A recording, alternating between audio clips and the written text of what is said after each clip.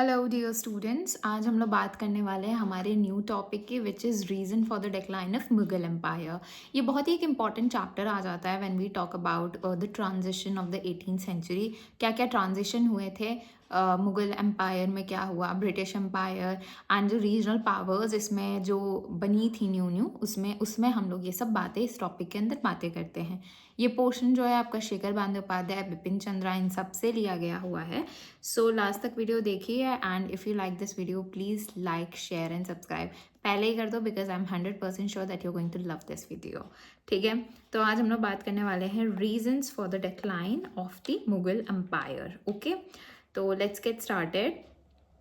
Fine, यहाँ हम बात करते हैं रीजंस ऑफ डिक्लाइन। अब देख सकते हो स्क्रीन पे जो रीजंस ऑफ डिक्लाइन हैं वो ये हैं। औरंगजेब की पॉलिसी। तो बेसिकली औरंगजेब की पॉलिसी में ऐसा क्या था? औरंगजेब की पॉलिसी आप सबको पता है औरंगजेब कैसा था, वो इंसान कैसा था। उसकी बहुत ही इनटॉलरेंट पॉलिसीज़ थी, वो इतना ज़्यादा कैओटिक टाइप का हो रखा था उसके टाइम पर चीज़ें। तो औरंगजेब की जो पॉलिसी थी वो कहीं ना कहीं जो हिंदू डोमिनेटिंग एरिया जो इंडिया था उस पर काफ़ी हावी पड़ रही थी, जिसकी वजह से पीपल स्टार्टेड उसके अगेंस्ट होने लगे। हमारी जो इनके टाइम पर बाद में इनके बाद भी इवन आप देख सकते हो कि कैसे चीज़ें डिसइंटीग्रेट होना स्टार्ट हो गई। It started with Aurangzeb itself because of his own policies. Right, now we talk about the recurrent war of succession. अब क्या होता है कि जैसे ही औरंगजेब की मृत्यु हो जाती है तो एक कैओस आ जाता है। बेसिकली क्या होता है कि बहुत सारे उसके किड्स होते हैं औरंगजेब के, तो वो अपना स्ट्रगल ऑफ पावर स्टार्ट कर देते हैं। उनको वो राजगद्दी चाहिए होती है, उसकी वजह से बहुत सारे वॉर्स होते हैं। उसकी वजह से हमारा एम्पायर और वीक होता है बिकॉज एक प्रॉपर एक वॉइड बन चुका होता है काफ़ी टाइम तक कि कौन राजा बनेगा कौन नहीं बनेगा, एंड यही चीज़ चल रही होती है। एक को मारता है दूसरा बनता है, दूसरे को मारता है तीसरा बनता है। तो ये वीक सक्सेसर्स के उसके बीच में लड़ाइयाँ हो रही थी और बार बार हो रही थी। इट वॉज वेरी रिकरेंट, जैसे कि आप अभी पढ़ोगे when we talk about the later Mughal empires. इसका नेक्स्ट टॉपिक यही होगा, तो उसमें आपको पता चलेगा कि कैसे जो बार बार सक्सेशन हो रहे थे। You don't need to know a lot about it, but हाँ ये एक रीज़न था। The third was is the no military reform and no new technology. ठीक है, कोई रिफॉर्म नहीं हो रहे थे। आपने देखा अकबर के टाइम पे एंड कैसे शाहजहां इन सब के टाइम पे कुछ ना कुछ रिफॉर्म्स हो रहे थे। मनसबदारी, जागीरदारी, सब कुछ नई नई चीज़ें जो हो रही थी, whether it's in agriculture, whether it's in military, किसी भी पोर्शंस में थे। तो new new technology, new new चीज़ें ये लोग इस्टेब्लिश कर रहे थे। बट जब यहाँ पे बात आती है औरंगजेब के टाइम तक आते आते ये चीज़ें डिक्लाइन होने लगी। ये लोग अपने पुरानी चीज़ों पे ही रहने लगे, तो इसकी वजह से यहाँ पे ये सब चीज़ें हो गई। अब दूसरा, अब इसकी वजह से कोई रिफॉर्म्स नहीं थे, कोई नई टेक्नोलॉजी नहीं थी। इसकी वजह से क्या होने लगा, आपका फॉरेन इन्वेजन्स होने लगे। पर्शियन इन्वेजन हो गया नादिर शाह का। ठीक है, 1738-39 सबको पता है पर्शियन इन्वेजन हुआ नादिर शाह जी का। तो फिर उन्होंने अटैक वगैरह कर दिया, या फिर बैटल ऑफ पानीपत में आपको पता है कैसे जो मराठास थे एंड ये सब थे, इन लोगों का कितना अफगान्स के प्रति इनकी जो लड़ाई हुई थी उसमें क्या रहे थे। तो ये भी अब battle of Panipat was also one of the reason. Marathas जो थे वो लूटपाट करते थे। मराठास इमर्ज होके आए थे as a regional power and वो बहुत ज़्यादा स्ट्रॉन्ग हुआ करते थे when we talk about during the time after Aurangzeb and all. तो इसकी वजह से हम ये भी कह सकते हैं कि मराठास का राइज होना भी was one of the main reason of declining of power of the Mughal empire, क्योंकि मराठास व ऑल्सो वेरी स्ट्रॉन्ग। उनका जो ऑर्गेनाइजेशन एंड ऑल था वो भी काफ़ी ज़्यादा सिस्टमैटिक था, which was causing trouble to them because they use to plunder it. वो उसको लूटते थे, ये सब करते थे। बैटल ऑफ पानीपत में कैसे हारा है हमारा मुगल एम्पायर ये भी हमने देखा है। तो ये कुछ छोटे छोटे रीजंस थे जो मैंने बताया आपको। अब हम लोग इसके और आगे पढ़ते हैं, विच इज़ यहाँ एक छोटी सी चीज़ देख लो। J N. Sarkar, he is basically an historian, वो बात करता है वीक एम्परर्स की। तो ये बात क्या करते हैं कि जो वीक एम्परर्स थे वो भी एक रीज़न था मुगल एम्पायर का डिक्लाइन होना। कौन से एम्परर्स वीक थे? जो मुगल एम्पायर में ही लेटर मुगल एम्परर्स थे औरंगजेब के बाद, वो काफ़ी वीक हुआ करते थे, जिसकी वजह से हमारा ये डिक्लाइन होता है। ठीक है, तो ये किसने बोला है? तो ये जे.एन. सरकार ने बोला। आपको हिस्टोरियंस के नाम भी याद रखने चाहिए जो आ सकते हैं क्वेश्चंस में, डायरेक्ट क्वेश्चन आ सकता है कि किसने ये चीज़ बोली है। Next thing is TGP spears. अब टीजीपी स्पेयर्स ने क्या बोला है? No dearth of able personalities, just self aggrandisement and little concern. उन्होंने कहा है इसमें वीक एम्परर की बात नहीं है, ये बस बात यही थी कि they were little concern, they were not concerned about the empire. उनको अपने खुद के सेल्फ बेनिफिट्स से मतलब था आगे के एम्परर्स को, एंड उनको कोई फ़र्क नहीं पड़ता था कि एम्पायर का क्या हो रहा था। उनको सिर्फ अपने पर्सनल बेनिफिट्स, अपने खुद के सेल्फ जितने भी चीज़ें थी उसके अकॉर्डिंग ही वो सेंटर्ड थे। उन्हें नहीं लेना देना था एम्पायर का, ठीक है। इससे ज़्यादा कुछ नहीं। आपने देख लिया, हमने दो राइटर्स की बात की है, जे.एन. सरकार एंड टीजीपी स्पेयर्स की। आप प्लीज़ इसको राइट करना, नोट डाउन कर लेना, हाईलाइट कर लेना, because it's an important thing, ठीक है। Now we'll talk about the Mansabdari crisis. Now this is one of the most important reason when we talk about the decline of the Mughal Empire. आपको पता है मनसबदारी and जागीरदार जब हम लोग as such पढ़ते हैं तो वो बहुत ही सेलिब्रेटेड चीज़ें हैं। They are some celebrated things that were introduced by the Mughal Empire, but it was also the reason of their decline. अगर आप कोई भी चीज़ अच्छे से नहीं फॉलो करेंगे, नहीं रखेंगे, तो it will somehow affect you, and वही चीज़ हुई थी with the Mughal Empire. The Mansabdari and the Jagirdari system was a very nice initiative which was started by the Mughal Empire, but it also became the reason of the decline when it was not followed properly. अब ये कैसे हुआ ये हम जानते हैं, जानना देखते हैं। तो क्या होता है, मनसबदारी वगैरह जो थी वो एक फॉल का, लेटर पीरियड्स में फॉल का रीज़न बनी क्योंकि रिसोर्स श्रिंकेज हुआ। रिसोर्स श्रिंकेज मतलब क्या हुआ कि जो आपके कॉन्क्वेस्ट वगैरह थे वो कम होने लगे, तो लैंड्स कम होने लगी तो जागीरदारी नहीं ज़्यादा हो पा रही थी। ये सब आपका शेखर बंदोपाध्याय में लिखा हुआ है। ये सब चीज़ें बहुत बहुत बड़े लेवल पे लिखी हुई हैं, बट उनके सारे इंपॉर्टेंट पॉइंट्स मैंने यहाँ पे लिख रखे हैं, उसको हम लोग कवर करने वाले हैं, ठीक है। तो यहाँ पे आप देख रहे हो कि रिसोर्स श्रिंकेज का रीज़न, रिसोर्स श्रिंकेज की वजह से मनसबदारी एंड जागीरदारी सही से नहीं हो रहा था। इसको हम लोग ऑल इलाबरेट तरीके से पढ़ते हैं। हम जब बात कर रहे थे जागीरदारी की, तो दो प्रकार की जागीरदारी होती थी। एक आपकी जागीरदारी क्या होती थी? ट्रांसफरेबल, जो ट्रांसफ़र करी जा सकती है। एक होती थी नॉन ट्रांसफरेबल। अब जो नॉन ट्रांसफरेबल वाली थी वो आपके बड़े बड़े जागीरदार्स को दी जाती थी, जो बेसिकली आपके रॉयल्टी हुआ करती, रॉयल्स हुआ करते थे उनको। लेकिन जो छोटे छोटे लोग होते थे उनको ट्रांसफरेबल की, जब तक वो काम कर रहे हैं तब तक उन्हें मिल रही, बट उनके लिए क्या था, वो एक काइंड ऑफ अ वतन टाइप बन चुका था, ठीक है। The problem of scarcity. अब हम बात करते हैं स्कार्सिटी की problem, right. By the mid 17th century,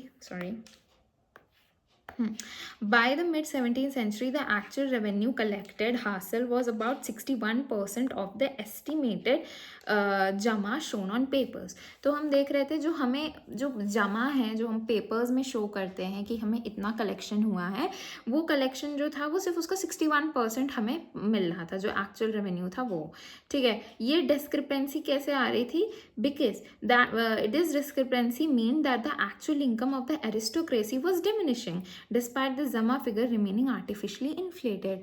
जो आपके जमा थे वो इन्फ्लेटेड थे, ठीक है, लेकिन जो मनसबदारी जो उन्हें एक्चुअल में मिल रहा था वो बहुत ज़्यादा कम इनकम थी। एरिस्टोक्रेसी की इनकम डिक्लाइन होने लगी। एरिस्टोक्रेसी की इनकम डिक्लाइन मतलब लॉयल्टी का डगमगाना, नोबलमैन का इशू होना, इन सब की वजह से यही रीज़न थे डिक्लाइन के, ठीक है।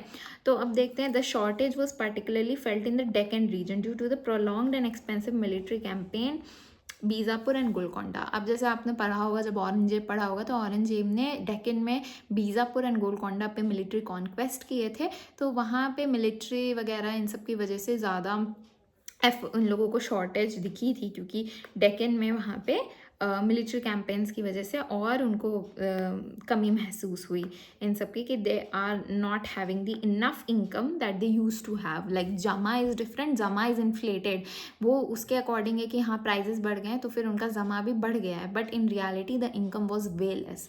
जो हासिल था वो कम था, 61% ऑफ वॉट जमा वॉज, ठीक है।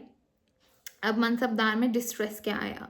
द नंबर, यहाँ पे आप देख लो, जो प्राइस थे यहाँ पे एक लाइन है, जो प्राइस थे लग्जरी गुड्स के वो बढ़ गए थे क्योंकि यूरोपियन मार्केट्स की ओर सामान बढ़ गया था, वहाँ पे लोग कर रहे थे, इसकी वजह से यहाँ पे चीज़ें महंगी होने लग गई थी। ठीक है, mansabdar system, the distress, the number of mansabdar increase dramatically during Aurangzeb reason largely due to incorporating elites. अब क्या होने लगा, औरंगजेब जो था उसने बहुत सारे मनसबदार्स को अपने अंडर रख लिया था, क्योंकि ये जैसे कि डकनी हो गए, मराठास हो गए, इन सबको इन्होंने इंक्लूड करना स्टार्ट कर दिया था, बहुत सारे एलीट लोगों को। The supply of jagirs could not keep pace with the huge demand leading to a short of assignments. अब क्या होने लगता है, बहुत सारे मनसबदार आ रहे हैं, बहुत सारे लोग आ रहे हैं जिनको जागीर्स चाहिए, बट जागीर्स ही कम हैं क्योंकि कॉन्क्वेस्ट तो ज़्यादा हो ही नहीं रहे हैं। तो ये एक इशू, एक क्राइसिस आ गया था उस टाइम पे कि मनसबदार्स तो अपॉइंट पे अपॉइंट हो रहे हैं बट उनको लैंड्स उतनी नहीं मिल रही हैं, और क्योंकि उनको शॉर्ट कम लैंड्स मिल रही हैं इसकी वजह से उनके इनकम भी शॉर्ट हो रही है। तो यही सारे रीजंस जो थे वो डिक्लाइन के रीजंस बन रहे थे। ठीक है, okay. The rupture of the system, the problem was, okay ये हो गया हमारा। अब now the problem was worsen by the rule that jagir, tankhwah jagir was usually, tankhwah jagir जो थी वह usually transferred within a short period. This constant transfer prevented, okay. अब क्या हुआ, ये चीज़ें और बढ़ने लगी जब जागीर जो थी वो बार बार कंटिन्यूअस जो थी उनसे ली जा रही थी, दूसरी दी जा रही थी, ट्रांसफ़र की जा रही थी बार बार, जिसकी वजह से लोग अपने उस शॉर्ट पीरियड ऑफ टाइम पे सबसे ज़्यादा मुनाफा कमाने का सोचते थे, ना कि ये सोचते थे कि हम इस लैंड को प्रॉफिटेबल या प्रोडक्टिव कैसे बनाएं।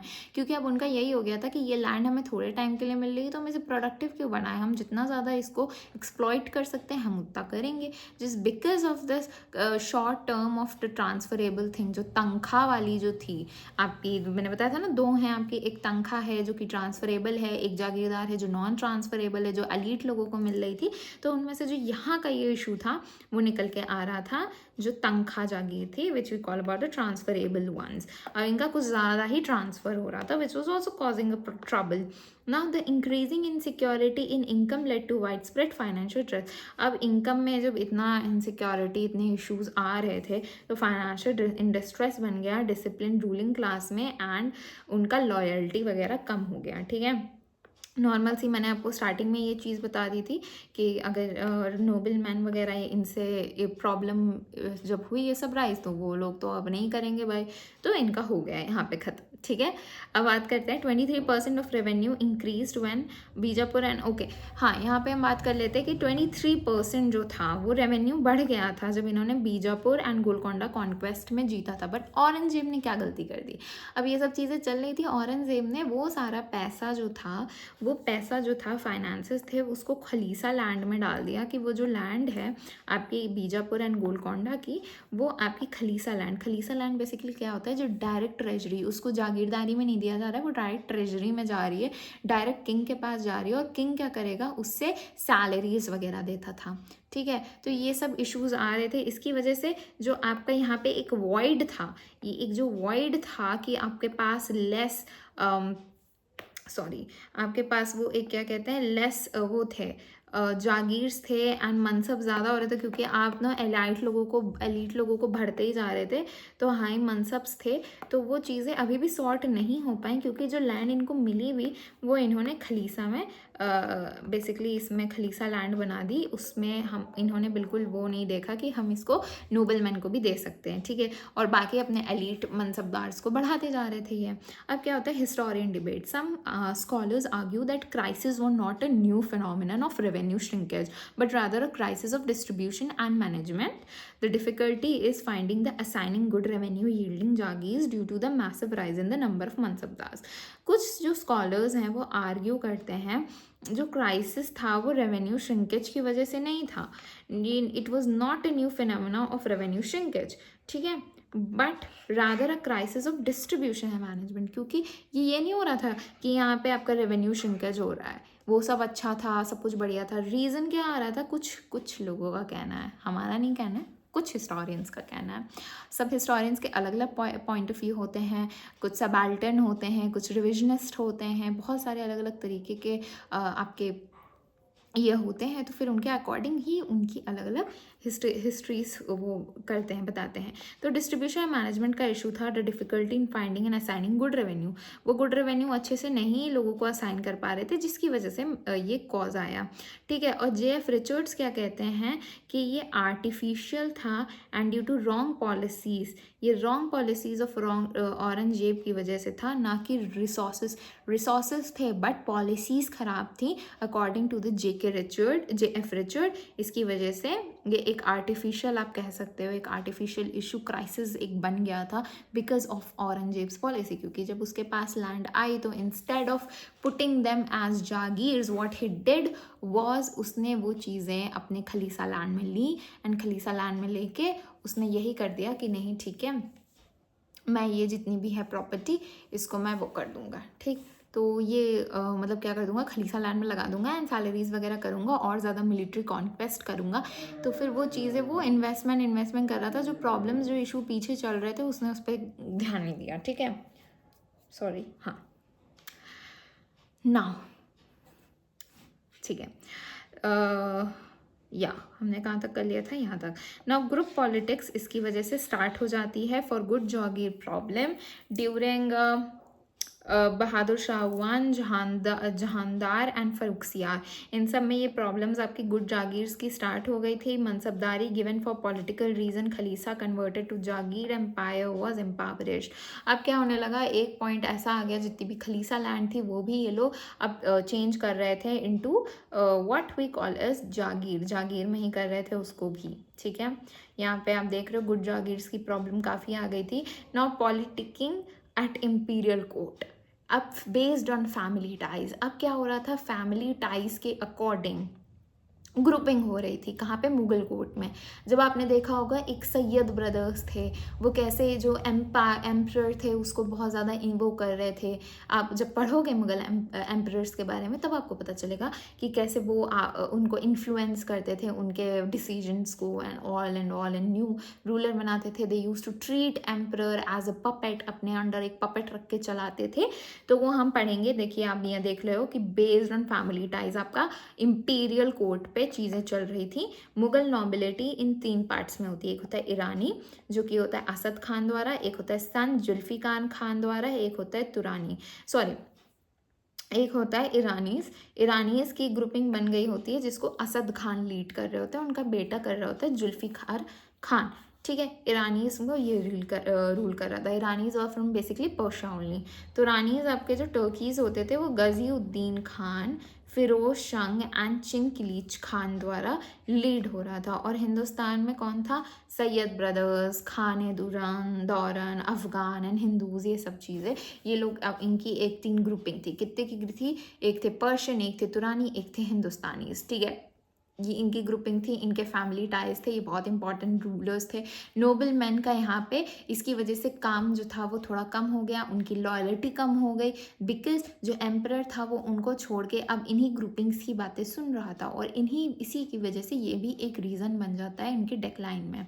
ठीक है, तो क्या हो जाता है, ये क्या करने लगते हैं, पैट्रनेज पे कंट्रोल पाना चाहते हैं। मैंने बताया था ना कैसे वो कंट्रोल पाना चाह रहे थे, वो सब चीज़ें कर रहे थे। एंड इन्होंने आर्मी करप्ट कर दी इस चक्कर में। जो नोबल मैन थे वो उन्होंने सुपरविजन रखना छोड़ दिया क्योंकि उनको तो बिल्कुल वो नहीं मिल रहा था, लॉयल्टी उनकी जो थी वो भी कम वीक हो गई। तो अब जब लॉयल्टी आपके जो मेन लोग हैं, ठीक है, उनकी जो लॉयल्टी है, बिकॉज लॉयल्टी बहुत इंपॉर्टेंट है, लॉयल्टी ही वीक पड़ गई है। ठीक है, आपका एक एम्पायर जो है वो एक वॉर स्टेट एम्पायर है जो कि बार बार मिलिट्री कैंपेन्स करके अपनी एरिया बढ़ा रहा है। तो वहाँ पे अगर आप नोबल मैन की लॉयल्टी हार जाते हो तो it is like one of the reason, बहुत बड़ा रीज़न बन जाता है। ठीक है, अब क्या होता है, आपका सुपरविजन वगैरह नहीं हो रहा है, एक वीक आर्मी हो गई है। नोबल्स जो हैं वो अपने एक खुद की प्रिंसिपैलिटीज़ बनाने लगे हैं, जैसे कि निज़ामुल मुल्क थे, उन्होंने हैदराबाद वगैरह स्टैब्लिश कर दिया था। अभी हम लोग पढ़ेंगे इसको भी,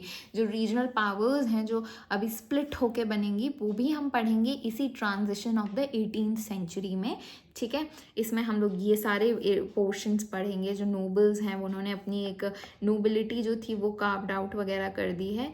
तो ये सब चीज़ें अभी यहाँ पे होंगी। ठीक है ना, peasants revolt in late 17th 18th century. अब क्या था, अभी आपने देखा नोबल्स खुश नहीं है इनसे, ठीक है, और कौन नहीं खुश है, ये खुद ही वीक हो रखे हैं, नोबल्स नहीं है। अब ये जो जमींदार एंड पीजेंट्री है वो भी अब इनसे खुश नहीं है। तो अब यहाँ पे देख सकते हो 17th-18th सेंचुरी में लोकल जमींदार एंड पीजेंट्री इनके अगेंस्ट चली गई। Mughal land revenue system and peasantry issues जो थे, इसकी वजह से ये वाला आपका रीजन आ जाता है एक, ठीक है। The Mughal land revenue system was theoretically designed to be efficient but suffered from a significant disconnect between its stated goals and reality. जो मुगल लैंड रेवेन्यू था वो चीज़ें जो उन्होंने सोच के रखी थी वैसी तो हो ही नहीं रही थी, ठीक है। एक डिसकनेक्ट हो गया था उनका, जो उनकी रियलिटीज़ वगैरह थी। ये कुछ खास लाइन नहीं है, अभी हम लोग अच्छे से समझते हैं इसके अंदर क्या कहने का मतलब कह रहा है। प्रिंसिपल वर्सेस प्रैक्टिस, अब देखते हैं कि क्या इनका प्रिंसिपल था लेकिन रियलिटी में क्या मुगल एम्पायर में हो रहा था। The central state claimed a large portion, sometimes up to 80% of the peasants produce at its right. However 80% कब हुआ था? औरंगजेब के टाइम पे हो गया था, ठीक है। However the system success hinged on the assumption of a huge reproducible surplus which the revenue demands often far exceeded. चीज़ क्या थी? ये लोग 80% तक जो पेजेंट के डिमांड्स थे, जो उनके किसान थे, उनसे मांग रहे थे कि हमें अपना 80% ऑफ प्रोड्यूस थे। तो ऑब्वियसली पेजेंट्री के पास सिर्फ 20% ऑफ इट्स प्रोड्यूस बचा, जो कि एक बेसिकली सस्टेनेबल सबसिस्टेंस टाइप की चीज़ हो गई कि they are just getting something to eat for themselves. वो खुद का खा सकते हैं, they can't even sell it, क्योंकि 20% ही प्रोड्यूस बच रहा है।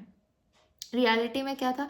रियलिटी में था जो आपका 1/3 होता है वो होगा अकॉर्डिंग टू द जब्त, बट वो चीज़ें नहीं हो रही थी जब्त के अकॉर्डिंग, ठीक है।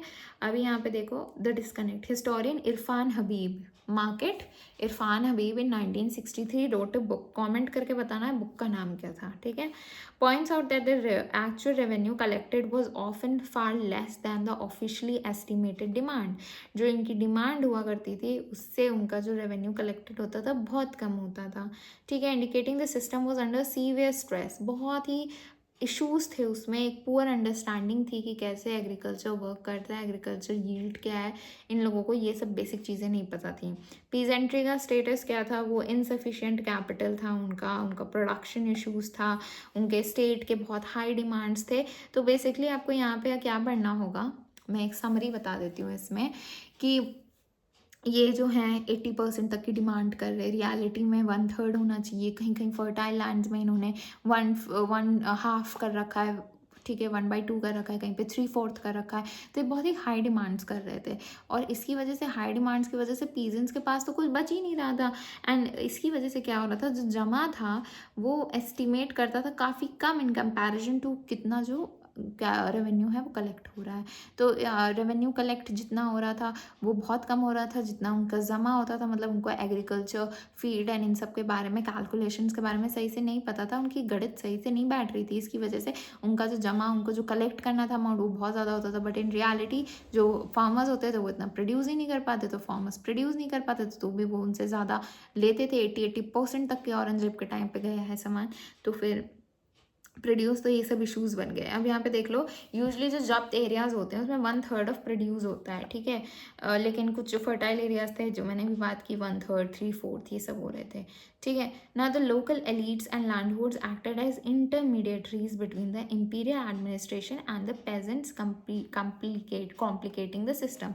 अब जो आपके जमींदार थे वो चीज़ों को और कॉम्प्लिकेट करते जा रहे थे। कैसे कॉम्प्लिकेट कर रहे थे? क्योंकि दे यूज टू कलेक्टेड, वो इनका एक इंटरमीडिएट था, किंग एंड पेजेंट्स के बीच में जो थे वो जमींदार हुआ करते थे। तो अब उनको क्या इशू आ रहा था? जमींदार एंड राजास।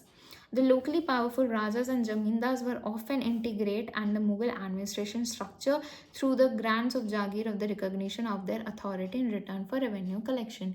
अब क्या हो रहा था कि बहुत सारे जगह पे जो राजाज हुआ करते थे वही ज़मींदार हुआ करते थे। अब वो ज़मींदार कैसे हुआ करते थे? क्योंकि वो एक अपने अथॉरिटी का रिकग्निशन लेने के लिए उनसे as a grant of jagir वो लैंड ले लिया करते थे, and then they used to rule it, ठीक है। पैट्रनेज एंड राइट्स जो है The rajas and zamindars, they were recognized by the Mughal for their own rights. अपने खुद के rights के लिए वो जाने जाते थे, which included collecting grand revenue और payment पेशकश, जो इनका एक fixed payment होता था वो उनको मिलता था. In addition to the imperial share, they often control their own territories, मुलगिरी और वतन.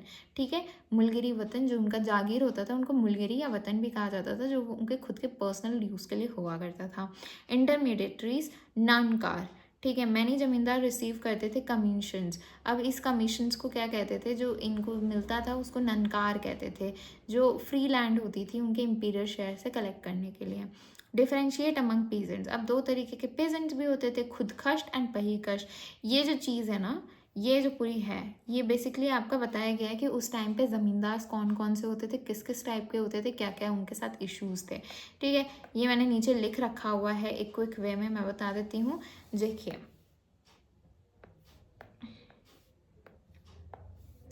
ज़मींदार यूज टू गेट पेशकश, फिक्स सैलरी. जो रॉयल ज़मींदार थे उनको क्या मिल रही थी, पेशकश मिल रही थी. ठीक है, अब इसके बाद बीच में आते हैं इंटरमीडिएट ज़मींदार, जो क्या करते थे, रेवेन्यू लेते थे प्राइमरी ज़मींदार से एंड पीसेंट से. अब प्राइमरी ज़मींदार कौन होते हैं, तो प्राइमरी ज़मींदार आपके मुलगुजारी होते हैं.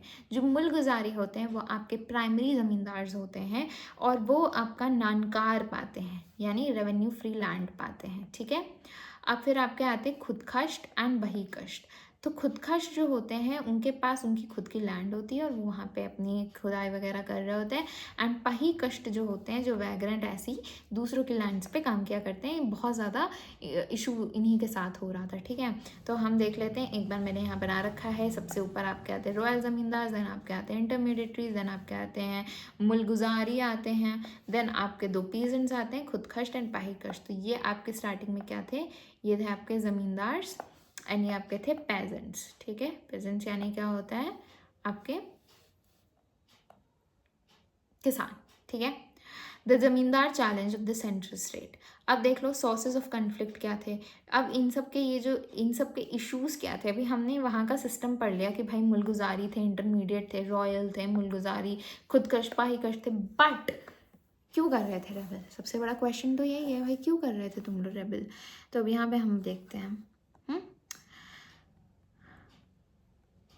Sources of conflict. Local revolts and political problems often originated from caste, clan, and religious ties that allowed zamindar to command small armies and forts.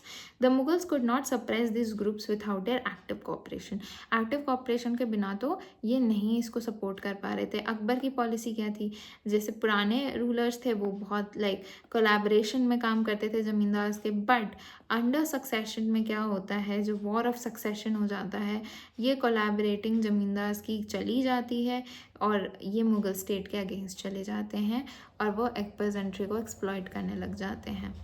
Decade में प्रोटेस्ट चलता है कि जागीरदार्स को रिमूव किया कर दिया जाए. Increasing greed of jagirdars. Jagirdars क्या होते हैं, उनकी ग्रीड बढ़ चुकी होती है. फर्स्ट रीज़न है सोर्स ऑफ कॉन्फ्लिक्ट. पहले जो अकबर था वो तो बहुत इनको एज अ कोलैबोरेशन में काम कराता था, ये था. लेकिन जब वॉर ऑफ सक्सेशन वगैरह हुआ तो ज़मींदार्स का अलग ही सीन हो गया इनका एंड मुग़ल स्टेट के अगेंस्ट चले गए थे. नाउ अब क्या होता है, इंक्रीज ग्रीड ऑफ जागीरदार. अब जागीरदार जो थे वो लालची हो गए. कैसे, लोकल लैंडलॉर्ड्स के डिफाइंस बढ़ गया था, मतलब हट करने लगे थे वो एक तरीके से. इंक्रीजिंग ऑप्रेशन जो था जागीरदार्स बहुत ऑप्रेस कर रहे थे लोगों को. एम्परर का रिस्पॉन्स क्या था, उन्होंने जागीरदार्स को कर्ब किया, उन्होंने rotations and constant imperial supervision किया. क्योंकि जागीरदार्स इतने ज़्यादा ग्रीडी हो गए थे तो रूलर ने क्या किया कि अब हम इनको कंट्रोल करने के लिए इन पर सुपरविजन रखेंगे एंड सुपरविजन के साथ साथ हम रोटेशन रखेंगे, मतलब बार बार लैंड चेंज करते रहेंगे. अब इसकी वजह से वही अगेन चीज़ वही आ गई कि आपका जो लैंड है वो कम प्रोडक्टिव, ये लोग प्रोडक्टिव नहीं, उसमें जो थोड़े टाइम के लिए रह रहे हैं उसमें बार बार जितने भी ये वो ले सकते हैं उसमें फ़ायदे वही लेते थे. प्रोडक्टिविटी लैंड की नहीं मेंटेन करते थे. ठीक है, अब जागीरदारीज एक्सप्लॉयटेशन वही इरफान हबीब ने कहा है, क्योंकि वो ट्रांसफ़र करे जा रहे थे अंडर रोटेशन सिस्टम. जो जागीरदार थे वो शॉर्ट टर्म टेन्योर्स में ही अपने रहते थे और वहाँ पे जितने वो बेनिफिट्स बना सकते थे वो बनाते थे. वो एक्सट्रैक्ट करते थे मैक्सिमम रेवेन्यूज़ एंड प्रॉफिट्स जितना उनको मिल सकता है. अब इससे क्या होता है, इंपीरियल कंट्रोल बहुत वीक हो जाता है. As a central state weakened, the hereditary local power bases grew, making it possible for them to resist. अब यहाँ पे क्या था, transfer of jagir and to protect their gains. तो यही सब चीज़ें चल रही थी। इंपीरियल कंट्रोल जो था इन पे वीक वगैरह हो गया था, यही सब इसमें चीज़ें बताई गई हैं। Now the ultimate crisis in revenue farming, to solve the twin problem, जो जागीरदार जो हैं वो हट कर रहे हैं या फिर वो ग्रीडी हो गए हैं, इसके लिए हम इन्होंने लाया एक बहुत ही एक्सट्रीम मेजर। एक्सट्रीम मेजर क्या लाया है इन्होंने, रेवेन्यू राइट्स सेल करने लगे कि अब जागीरदारी जो है वो बिकेगी एंड हाईएस्ट बिडर को बिकेगी, जो सबसे ज़्यादा तुम्हारा बिड करेगा। बिड मतलब हिंदी में मुझे वो शब्द याद नहीं आ रहा है, बट अगर वो करेगा तो फिर उसको रेवेन्यू मिलेगा। हाईएस्ट बिड, डोंट रिमेंबर, एक सेकेंड में चेक कर लेती हूँ बिड को हिंदी में। Highest bidder, right, bid, bidder, अरे यार सट्टा लगाना कुछ ऐसे ही होता है, क्या होता है, बिडर, बोली लगाना, यस, एग्जैक्ट वर्ड मुझे याद नहीं आ रहा था, हम सॉरी। तो बोली लगाना उन्होंने स्टार्ट कर दिया था। तो अल्टीमेट क्राइसिस रेवेन्यू फार्मिंग में आता है। तो रेवेन्यू फार्मिंग में ये होता है, रेवेन्यू फार्मिंग को इजारादारी कहते थे, ठीक है। तो selling revenue rights, ijaradari, revenue farming. The Mughal began to farm out the highest bidder, हमने बात कर ली शॉर्ट पीरियड ऑफ टाइम के लिए, ये एक प्रेशर इंटेंसीफाई कर दिया। अब क्या हुआ, द रेवेन्यू फार्मर्स जो थे वो डिमांड करने लगे so much higher than the actual revenue demand. अब क्या थे, अब क्योंकि वो बहुत ज़्यादा पैसों में वो खरीद रहे थे एरिया, मतलब वो ले रहे थे थोड़े टाइम के लिए, बिडिंग कर रहे थे इतनी ज़्यादा, तो फिर अब वो फार्मर से भी उतना ज़्यादा ही पैसा लेने लग गए। तो फिर से इशू आ गया। फिर वो वापस से जो प्राइमरी ज़मींदार जो थे, जो सबसे नीचे लेवल के ज़मींदार हुआ करते थे after the royal and the intermediate, तो फिर उनको इशू आने लगा एंड पीजेंट्री को हो गया। तो ये और वर्स हो गया एक्सप्लॉयटेशन का। अभी तो उनका ये था कि चलो भाई वो कर रहे थे, अब तो ये हो गया कि हमने हाईएस्ट बिड पे लिए, तो फिर अब मैं और ज़्यादा एक्सप्लॉयट करूँगा लोगों को। Final blow of the system in the period of Farrukhsiyar के टाइम पे even the central revenue lands khalsa was given. अब क्या हो गया, फरुखसियार के टाइम पे जो आपकी खालसा लैंड भी थी वो रेवेन्यू फार्मर्स को देने लग गए थे। जो खालसा जो कि जागीरदार के लिए नहीं होती थी, वो भी अब इजारादारी में जा रही थी। ये इंक्रीजिंग कंप्लीट ब्रोक डाउन हो गया उनके फाउंडेशनल सिस्टम का यहाँ पे, क्योंकि अब इनके पास खालसा लैंड को तक इनको गिरवी रखने का टाइम आ गया। तो आप समझ सकते हो क्या ख़राब हालत हुई होगी उस टाइम पे, ठीक है। अब क्या है, ijaradari issued results pressure to primary, ये हमें पता है, during Farrukh khalsa to as ijaradari, yes this led to zamindars and peasants and formation of various religious principalities. I hope आपको क्लियर हो गया होगा ये वाला पोर्शन। थोड़ा सा टफ मुझे लग रहा है, आपको लग सकता होगा, बट मैं ये आपको ये जो है ना, ये जागीरदार वाला, वो आपको एक बार क्विक रिकैप बता देती हूँ इसका, ठीक है। तो इसमें बेसिकली रिकैप में मैं यही बताऊँगी, अभी हम लोग ने रिकैप में क्या है कि आपका यहाँ पे जब्त सिस्टम वगैरह था, ठीक है, ये 1/3 इनको लेना होता था, बट रियलिटी में कहीं कहीं फर्टाइल लैंड थी तो हाफ ले लेते थे, कहीं कहीं 80% ले लेते थे। जमींदार्स एंड पीजेंट्स दोनों ही परेशान हो गए थे।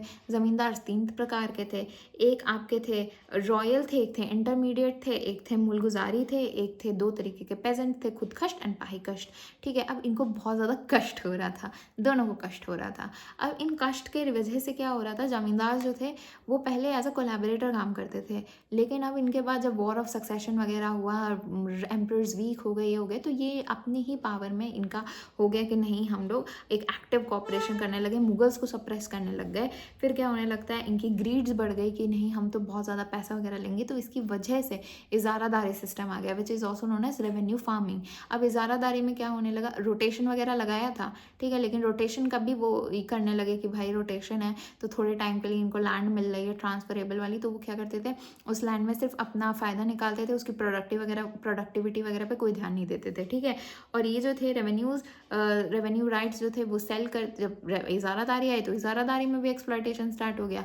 उन्होंने क्या किया, हमने इतने हाईएस्ट बिड पे खरीदा है, हमने इतनी बोली लगा के खरीदा है, तो फिर जब हम एरिया ले रहे हैं वहाँ पे ये प्राइमरी जमींदार्स एंड जो पेजेंट्स थे उनको फिर से परेशान करने लगे थे, क्योंकि ये इन्होंने पैसे ज़्यादा लिए हैं तो अब ये और पैसे ज़्यादा ले रहे थे। तो ये सब चीज़ें जो थी वो बहुत इंटेंसीफाई हो गई थी और एक टाइम पे कोलैप्स हो गई। फरुखसियार के टाइम पे तो खालसा लैंड जो उनकी खुद की लैंड हुआ करती थी, रॉयल्स की लैंड होती थी, वो भी ये इजारादारी में जा रही है। तो आप ये देखिए किस लेवल का ब्रेक डाउन हो गया था आपका एक ब्यूटीफुल मनसबदारी एंड जमींदार system which was establish during the time of Akbar, and वो कैसे कैसे सिर्फ 3-4 टाइम रूलर्स के बाद ही चीज़ें ख़राब होने लगी because of the wrong way of leading it. ठीक है, अब देख लो यहाँ पे क्या होता है, राइज ऑफ न्यू ग्रुप्स। अब क्या होता है, एक और रीज़न होता है which is considered as rise of new groups into economic and political power, and जो इनएबिलिटी होती है distant weak ruler.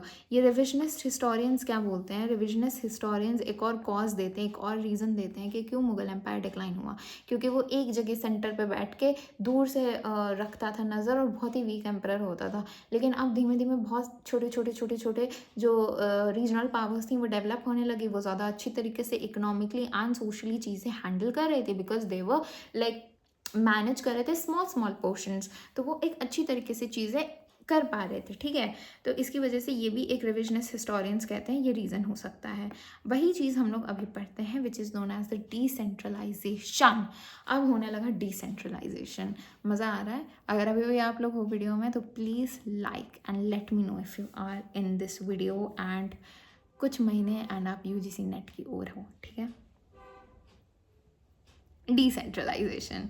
Now decentralisation का देख लो, ज़्यादा नहीं है। मुगल सेंट्रलाइजेशन की क्या थी लिमिट्स, पहले ये देख लेते हैं मुगल सेंट्रलाइजेशन के बारे में। The Mughal state was structured with a powerful centre, बहुत ही पावरफुल सेंटर था, but it is successfully accommodated subaltern decentralising tendencies. लेकिन सबाल्टन सेंट्रलाइजिंग टेंडेंसी थी। सबाल्टन क्या होते हैं, जो लोग जिनके पास ज़्यादा पावर नहीं होती है वो भी एक टाइम पे यहाँ पे सेंट्रलाइज कर रहे थे, डिसेंट्रलाइज कर रहे थे, giving local elites like revenue farmers and traders, ठीक है, एक सिग्निफिकेंट प्लेस। जो छोटे छोटे एलीट लोग थे उनको मौका मिला कि वो एक बहुत ही इंपॉर्टेंट प्लेस लें, एक सिग्निफिकेंट प्लेस होल्ड करें, वो एक नया एक प्रिंसिपैलिटी कंस्ट्रक्ट करें। तो ये चीज़ हो रही थी मुगल एम्पायर के अंडर।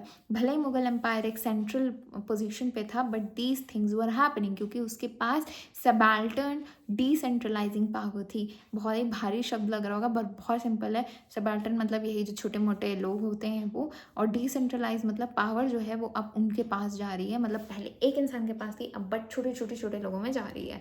ठीक है, इसीलिए ये वर्ड हुआ है सबाल्टर्न डिसेंट्रलाइजिंग टेंडेंसी। ठीक है, now decentralization and the rise of local power. Local power का अब क्या होने लगा, राइज, क्योंकि अब दूसरे छोटे छोटे लोगों में पावर जा रही है। द 18th सेंचुरी जो है वो एक क्रूशल पीरियड है जहाँ पे लोकल एंटरप्राइज आपको दिखने को मिलेगा। रेवेन्यू फार्मर्स, इजारादार्स हैं वो बढ़ रहे हैं, एक पोटेंशियल पॉलिटिकल स्पेयर्स बन गया है इजारादार्स की वजह से। अमीर थे उनको पावर मिली तो आ गए वो लोग। द रिविजनिस्ट इंटरप्रिटेशन, हिस्टोरियंस जो होते हैं रिविजनिस्ट टेंडेंसी वाले वो बोलते हैं कि जो कैटास्ट्रोफिक कोलैप्स है एम्पायर का उसके बारे में आर्ग्यू करते हैं। They emphasise the cohesion institution रोबर्सन of empires and the local and regional level such in the rise of regional power was a decentralised continuation and not a complete break. तो इनके according था कि ये एक break नहीं हुआ था, एक कंप्लीट ब्रेक नहीं था, बट ये एक डिसेंट्रलाइजेशन का कंटिन्यूएशन था राइज ऑफ रीजनल पावर्स। ये नहीं था कि मुगल एम्पायर ख़त्म हो गया, नहीं वो नहीं ख़त्म हुआ, वो चल रहा था, it was continuing, it was flourishing. At some point you can say it was flourishing but not really, right. तो वो सब चीज़ें हो रही थी, continuity of the Mughal system. जैसे कि C.A. बेली होते हैं वो कंक्लूड करते हैं जो पॉलिटिकल सिस्टम है was not an adequate theme for understanding the empire's decline. They argue that even after the military and political decline of the central Mughal power, the Mughal revenue system and administration structure continued to be implemented and adapted by the successor regional leaders. तो C.A. बेली के according क्या था, C.A. बेली जी बोलते हैं कि भले ही जो system था रीजनल पावर्स आ गई लेकिन आज भी जो उनके जो कल्चरल एंड जितने भी उनके प्रॉपर आइडियाज़ होते थे एडमिनिस्ट्रेटिव स्ट्रक्चर या उनका जो भी इंफ्रास्ट्रक्चर वगैरह वो सब चीज़ें फॉलो हो रही थी regional states में. Now context of the decline of the Mughal Empire. The passage is engaging with a major debate. देखिए तो ट्रेडिशनल व्यू अभी हम देख रहे हैं decline of the Mughal empire का एक ट्रेडिशनल व्यू जो है अर्ली हिस्टोरियंस जो थे। ये एक सेकेंड ये चीज़ अभी रुक जाओ, ये ख़त्म करती हूँ मैं, यहाँ पे आ जाओ। C.A. बेली जो है वो करते रहे terms CA Belli terms the diverse right that corporate groups and local authorities had which they could invest to reap huge profit as portfolio capitals. Portfolio capitals की बात करते हैं CA Belli. It is suggest that political and economic power was never fully centralized. उनके according कभी भी जो political and economic power थी वो कभी भी सेंट्रलाइज नहीं थी मुगल एम्पायर में. एंड ये CA Belli कहते हैं पोर्टफोलियो कैपिटल बोलते हैं इसको इसी की वजह से. So this word is important. The portfolio capital is said by the CA Belli in terms of the Mughal Empire कि वहाँ पे उस टाइम भी चीज़ें already decentralized थी in the empire itself. Reconciliation and adjustment. Andre Wink argues that the Mughal period involved a constant process of reconcile. बार बार चीज़ें adjust हो रही थी between central power and the local elite. The state achieved sovereignty through a balancing system of continuality, shifting rivalries and alliance. Andre Wink कहते हैं कि चीज़ें बार बार जो emperor थे और रीजनल रूलर्स थे उनके बीच में कंसाइल और एडजस्ट हो रही थी. Inherent pluralism. Now inherent pluralism का मतलब क्या है? The Mughal system was never a simple entity. वो एक सिंपल एक चीज़ डिपेंडेंट एंटिटी नहीं था. It was always ready to incorporate local powers through the mechanism of फिटना which is reconciliation and aims out universal dominion. तो फिर क्या था? यहाँ पे बताते हैं जो आपके इनहेरेंट प्लूरलिज्म के बारे में कि कभी भी ये नहीं था कि वो मोनोलिथिक एंटिटी थी. वो हमेशा से ओपन थी कि लोग आएँ एंड अपना लाइक अपनी एक रिकन्साइल करें उसमें. ठीक है, लोकल पावर्स आए, इनकॉर्पोरेट करें. तो ये सब चीज़ें बता रहे हैं when we talk about the decentralization of the Mughal empire. तो मुगल एम्पायर ऐसा नहीं था कि अचानक से डिसेंट्रलाइज हुआ. उनकी कुछ पॉलिसीज़ भले ही वो सेंट्रलाइज था बट सम पोजीशंस में जैसे इकोनॉमिक एंड पॉलिटिकल में हो गया तो पोर्टफोलियो कैपिटल उसको कहा जा रहा है क्योंकि वो नहीं था वहाँ पे, कहीं ना कहीं वो डिसेंट्रलाइज था. सिमिलरली इनहेरेंट प्लूरलिज्म वो ओपन था कि लोग उसमें जो लोकल पावर्स हैं वो आए, इनकॉर्पोरेट करें अपने आप को. तो देवर इनहेरेंटली देवर प्लूरलिज्म, हमेशा से देवर प्लूरलिज्म ही को फॉलो करते, they were not monolithic. Now Frank Perrin described the Mughal Empire as a library of categories and techniques, a vast system with a multiplicity of ways of governance, measurements and revenue collection that varied significantly by time and place. ये सब आप याद रखना कि किसने क्या बोला है. ठीक है, पोर्टफोलियो कैपिटल किसने बोला है, या फिर इनहेरेंट प्लूरलिज्म किसने बोला है, या रिकन्साइलेशन एंड एडजस्टमेंट की बात है फ्रैंक पेरिन ने क्या बोला है, ये सब पता होना चाहिए. The upstairs and the new regional elite. ठीक है, ये बात कर लेते हैं. मुजफ्फर आलम जी ने बोला है, historian Muzaffar Alam sums up the period is one characterise by decentralisation, commercialisation. जो न्यू रूलर्स होते हैं, the new rulers, the process led to the rise of group of upstarts और रीजनल पावर्स. रीजनल पावर्स को अपस्टार्ट्स बोला जा रहा है यहाँ पे. Were able to seize prominence of the decline empire often at the expense of old hereditary Mughal nobility खानजादास. तो अब क्या हो रहा था, ओल्ड हेरिडिटरी जो थी खानजादास थी वो ख़त्म हो रही थी एंड जो अपस्टेयर्स थे रीजनल पावर्स थी वो आके अपना यहाँ पे सीज कर रही थी, अपना प्रोमिनेंट कर रही थी. इसकी वजह से चीज़ें डिसेंट्रलाइज्ड हुई. यानी चीज़ें कभी भी स्टार्टिंग से ही पूरे प्रॉपर वे में सेंट्रलाइज नहीं थी. वहाँ पे पोर्टफोलियो कैपिटल था, वहाँ पे प्लूरलिज्म था. ठीक है, सब लोग यही कह रहे हैं. मोस्टली अपस्टार्ट्स जो आए उन्होंने बस चीज़ें थोड़ी सी एक फ्रंट फुट पे कर दी और जो ओल्ड हेरिडिटी थी जो मुगल नोबिलिटी की खानजादास की वो फाइनली एक एंड पर आ गई. Okay, now will talk about the provincial autonomy. बस खत्म हो गया है. Now provincial autonomy. Mughal provincial officials and settlers in new areas use to weakening central powers to establish local agrarian communities. They often retain revenue themself, invested in local agriculture and become more autonomous. तो ये लोग क्या है, autonomous होने लगे. वो local agrarian communities week होने लगी, सेंट्रल पावर्स, यही सब चीज़ें बता रहे हैं यहाँ पे. लोकल एडवांटेज, लोकल लोगों ने भी यहाँ पे एडवांटेज लिया. तो अब देख रहे हो प्रोविंशियल ऑटोनॉमी कैसे जो एग्रेनियन वगैरह थे वो अपना सेटअप कर रहे थे. जो लोकल एडवांटेज, जो लोकल एलीट थे, जमींदार थे, वो भी कैसे सेंट्रल अथॉरिटी के डिक्लाइन पे अपना चीज़ें सब लोग अपने एक तरीके से रोटी सेकने लगे. वो लोग भी अब अपना सोचने लगे कि हम अपनी प्रिंसिपैलिटी स्टैब्लिश कर देते हैं. एक रिपब्लिकनाइजिंग की टेंडेंसी आ गई. ये इनको हो गया कि देवर लाइक एक सेंट्रल इम्पीरियल पावर के एलिजेंस के अगेंस्ट जाके अपनी खुद की एक ऑटोनॉमी बनाएंगे. ठीक है, तो ये इनके अंदर एक टेंडेंसी आ गई थी. ठीक है, इन्हीं सब के अंदर, चाहे वो आपके लोकल रूलर्स हों, लोकल एलीट लोग हों, ये सब इन सब के अंदर आ गई थी. ठीक है, ये सब हमने देख लिया. Now this portion, the context of the decline of the Mughal empire. Now the traditional view के अकॉर्डिंग क्या है? Earlier historians often view the 18th century as the period of chaos, political vacuum and economic decay, a direct result of the central Mughal empire collapse after Aurangzeb.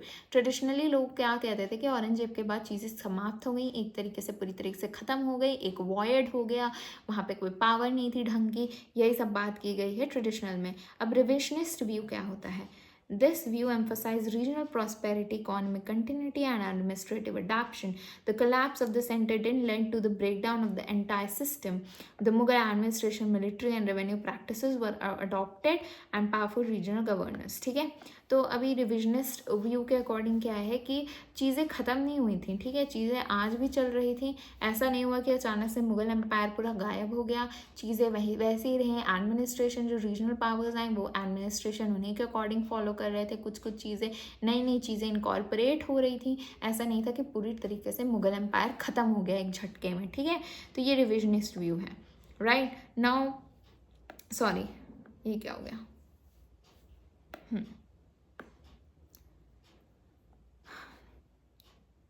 Instant Mughal administration, military वगैरह जो थी वो regional governors, local strongman, zamindars, इन सब areas में as a decentralise centre of powers बन रही थी.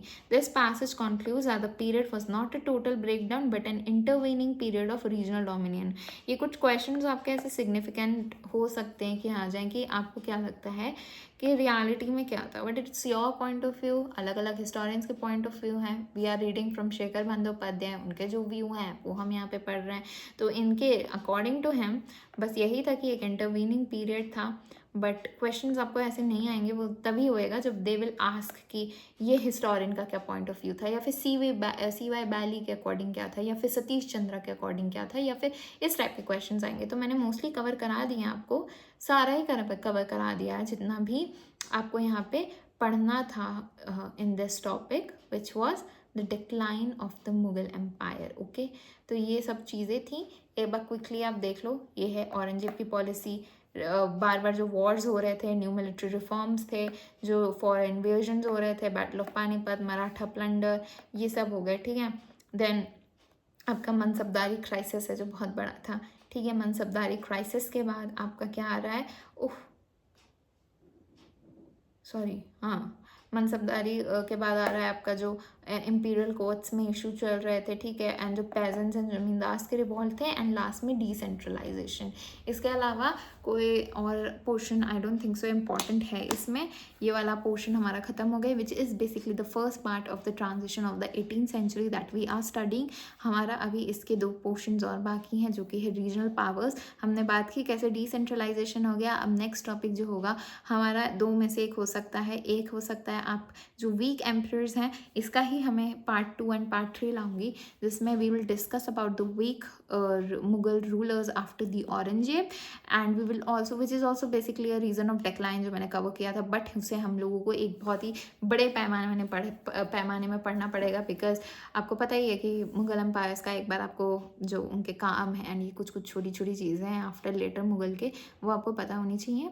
ज़्यादा नहीं होगा. And the second is the regional powers जो कि आई थी, तो रीजनल पावर्स का भी एक छोटा सा पोर्शन कवर करना होगा. ठीक है, and the third will be the rise of the English empire. तो इंग्लिश एम्पायर का भी राइज है. तो ये 3 इंपॉर्टेंट चीज़ें हुई थी. पहली क्या हुई थी? एम्पायर का डिक्लाइन होना 18th century में. फिर क्या हुआ था? सेकेंड, आपका राइज होना रीजनल पावर्स का, क्योंकि एक चीज़ कम होगी तो दूसरी आएगी, तो रीजनल पावर्स आ गई. एंड थर्ड है आपका एम्पायर, ब्रिटिश एम्पायर का स्टैब्लिश होना, एक कॉन्क्वेस्ट जो